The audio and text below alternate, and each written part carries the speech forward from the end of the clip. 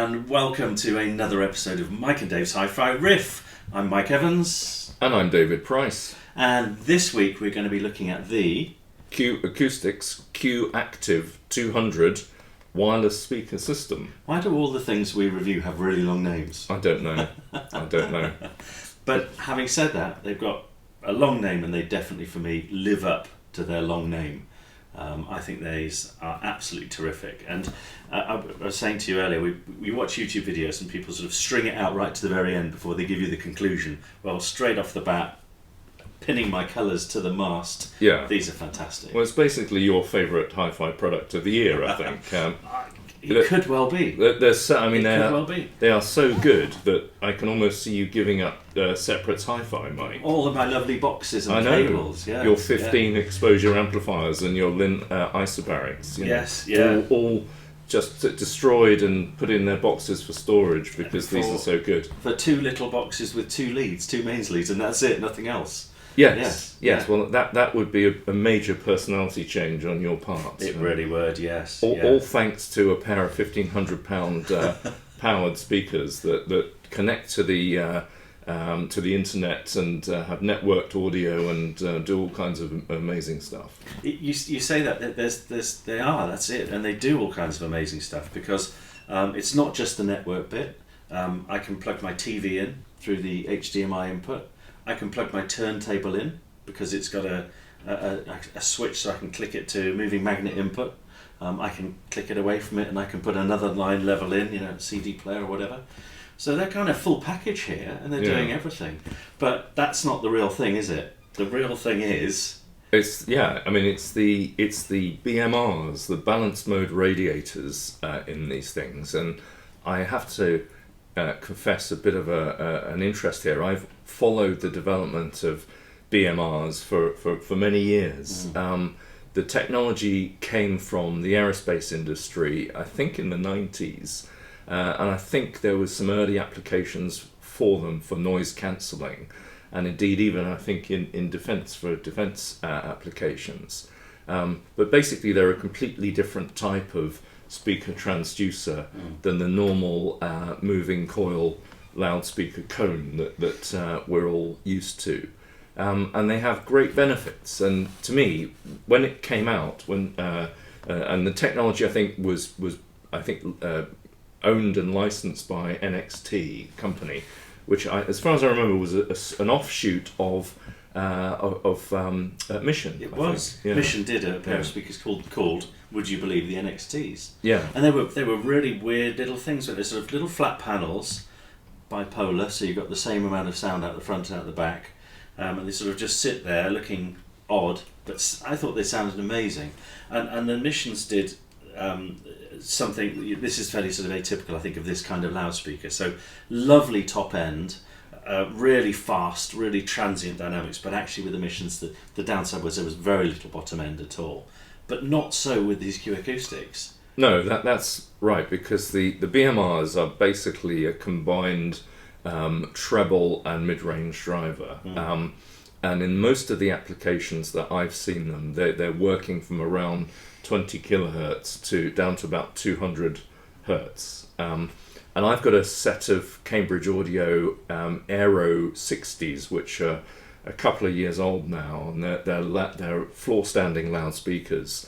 And they have one BMR that does 20k down to 200, and then they have a woofer that takes care of stuff below. So all BMR applications have that exact issue. In the case of the Q Acoustics, they've got a woofer which fires from the back. It's a backfiring woofer, isn't it? Yes. And two BMR units on the front. Yes. Yeah. And they fire it out. I mean, the bass works. There's plenty of grunt there. There's tiny little loudspeakers, but the bass, really is it belies their size, to say the very least. It does. I mean, the woofer is 114 millimeters, so it's pretty small, sort of that big, and the BMRs themselves are I think 58 mil each. Yes. So they're pretty small again, but the overall effect is completely, as you say, is an order of magnitude larger than the size of the speaker, if that makes any sense. It really is. And also you said something interesting earlier, that on the design of the loudspeakers at the front with the 2 units, then there's a chrome surround, and if you hid that, you'd be scratching your head wondering where all that noise is coming from, and you could almost imagine sort of having guests listening to them and saying, no, where are your real speakers, because they cannot possibly be making that level of noise. That's right. The front baffle is literally those 2 BMRs and a large area of kind of blank area. Nothing, yes. Yeah. And if they didn't have the Q Acoustics logo on the front, then they look even more empty. They wouldn't. And on their stands, which are sort of something out of War of the Worlds, like the tripods coming in, they do look, particularly unusual. Probably, not really like any other sort of bookshelf loudspeaker. I think the word you're looking for, Mike, is weird. Weird, yeah. I like them. I don't think they look weird. Do you like them? I didn't know. You haven't been talking about them for the last week constantly. I'm not as convinced about the stands. The stands are, I think the best thing they do is get the treble units at ear height. Yeah. But they're very precarious, to say the least. You wouldn't want to have any toddlers running around, or cats or dogs. They wouldn't step right very long. Well, they are optional. Yes. So you don't have to buy them as well. No. But yeah, I mean, they're a fascinating package. They're 100 watts per channel RMS, Class D amplification inside. As far as I can tell, all the amplification uses DSP to match the drive units individually, and as you say, it's got a completely out of the box sound, and which completely fools you. You don't expect anything like that in terms of the results. There's also some sort of more DSP trickery going on, I suspect, because back of the units, then you can, if you're not using the stands, say for example you've got them close to a back wall, you can flick a switch and say they're close to a back wall, or another one to say they're close to a side wall, or another switch to say they're in the middle of a room, and they will tweak accordingly. It's interesting, when you do that, they almost do a little bit of a reboot and sort of balance themselves, and then play again. And then also in the back you've got these, as I was saying earlier, these multiple inputs, which is really useful. But I've got to say, along with the sound, because they sound really cool, and the style, which I do like very much, they were so easy to set up. They were so easy. I have actually used a wired network into them. So they come with, there's no umbilicals, obviously, so they come with a receiver. You plug in your wired network at the receiver, sit back for about 2 minutes, they find everything as if by magic, and wow, I was up and running. And on the back of that, I could stream from pretty much anywhere. And certainly my preferred service of choice for these was using Roon. It found Roon, it played no problem at all. Dead impressed. The remote control works well for selecting inputs and volume. So really well thought out little package. It is, isn't it? And there's even a phono input on the hub unit, on the breakout box unit, isn't there? Yes. So it's got optical, digital, Ethernet, RCA phono, as you say, line. It's really difficult to find anything to fault it on, I think. And I think that maybe the key point here as well is, it's fair to say they're genuine hi-fi. This isn't sort of some kind of gimmicky product. I mean, we were playing some tunes from, Public Service Broadcasting, London Grammar. I was playing some stuff from the 70s by Earl Clue. Some seriously dynamic recordings, plenty of bass on some of them, and wow, they really perform well. If you bought this, you wouldn't be at all disappointed, would you? You'd be really chuffed with them, I think. Yeah, I think we were, when we initially tried them together, we were kind of joking about these being kind of great divorce speakers. Yes. So as your wife kind of threw you out of the house, you didn't have time to unpack your Sevens box exposure system and your isobarics or whatever, and kind of get them out of your former marital home. You'd end up in the kind of box room down the road in a rented flat, And your choice of hi-fi would automatically be the Q Active 200. They would, and in your mobile phone. Yes, exactly. That would be it. Yes, that would be it. But actually, and this your lovely analogy demonstrates it beautifully. What an inexpensive way to get into hi-fi. Yeah. For £1,500 Great British pounds, Yeah. And a mobile phone, and as long as you've got the internet, then you're there. All you need to do is subscribe to the streaming service of your choice, and you've got proper hi-fi. Yeah, they do so much so well for the money. It's really sort of hard to find anything wrong with them. And one thing that I really like about their sound is the seamlessness of the treble and the mid band.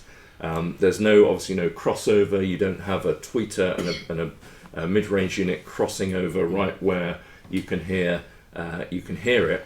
It's just a lovely kind of seamless, smooth sound, almost like a quad electrostatic, actually, I think. Yeah. The integration with the bass unit is really smooth as well. And hats off to them for that, because that can't have been an easy thing to do, because if you think about the quad electrostatics, back in the day you could buy a quad subwoofer with them, and it felt totally disjointed. The subwoofer was just like kicking a cardboard box along one time with the music.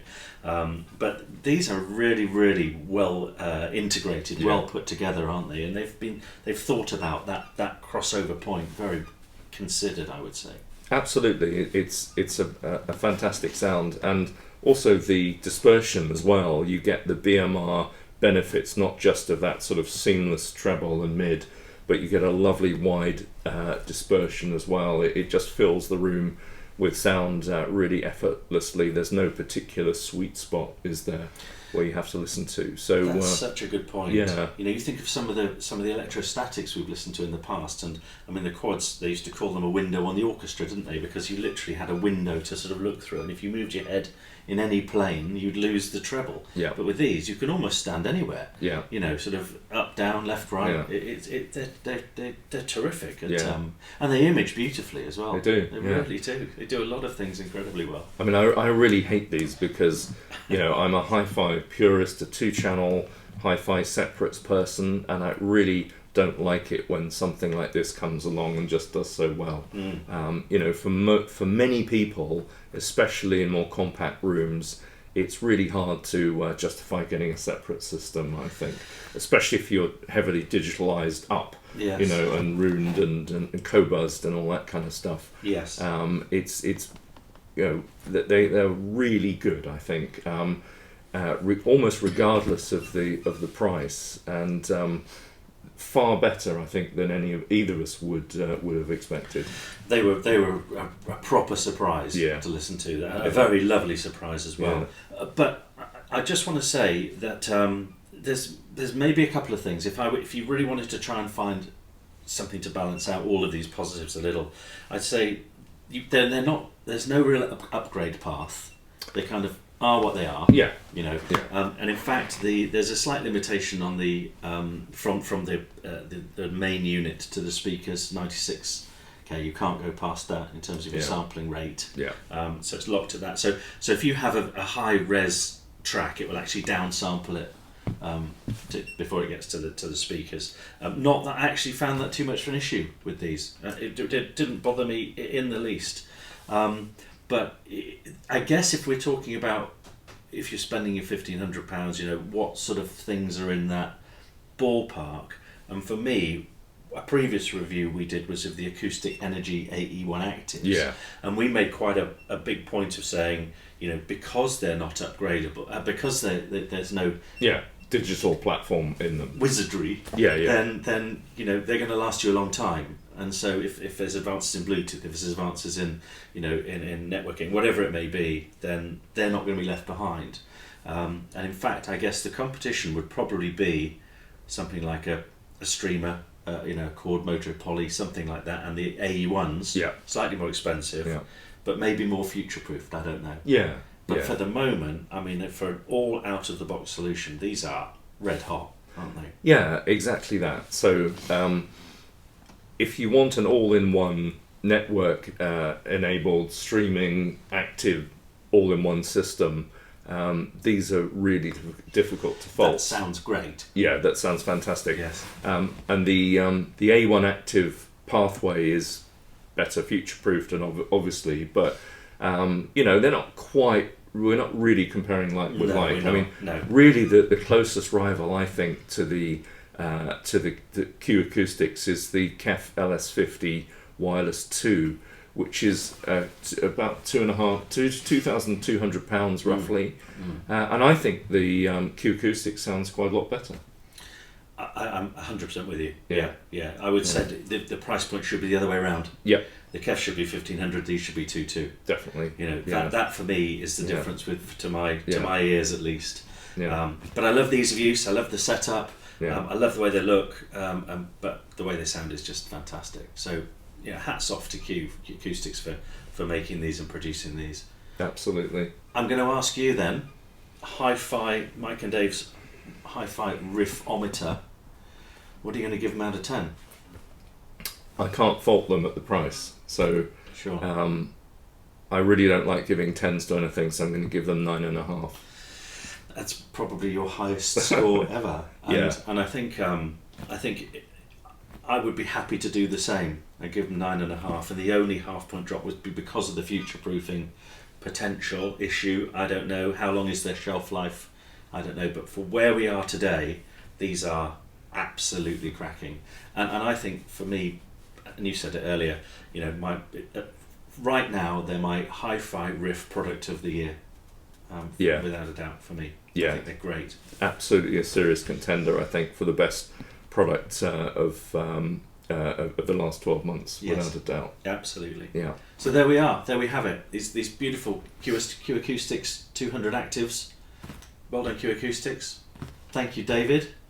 And we will see you at the next Mike and Dave's Hi-Fi Riff. Thank you very much for watching. Thank you.